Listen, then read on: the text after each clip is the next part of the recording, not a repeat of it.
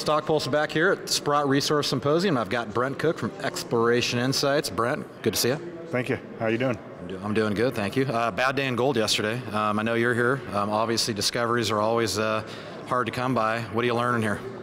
You know what's surprising me, or not surprising me, but I'm seeing at least, is that there's probably a half dozen to a dozen companies, half of them here, who have really high impact early stage exploration targets.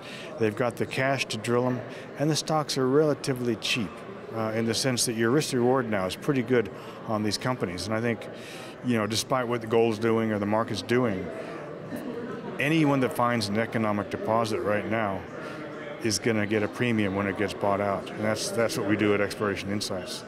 You gave a talk yesterday. For those not around to see that, what are some of the things you like? Company-wise?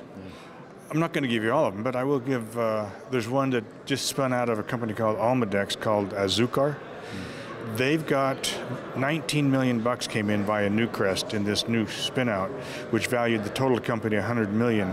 It's down 30% since then. They've got, what, 18 million bucks in the bank, and they're drilling a very high potential copper gold system in Mexico that shows, to me, all the indications of a major system, and that's where you find the major deposit. So that's one that I like quite a bit.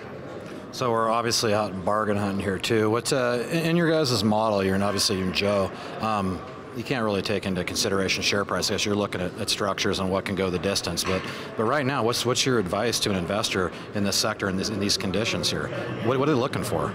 Well, I think if you believe that we will continue to need metals going forward, and that you look at the data that's available that says the mining companies are, by and large, running out of ore, their major deposits are running out of ore, the only way to solve that problem is to find and develop a new deposit.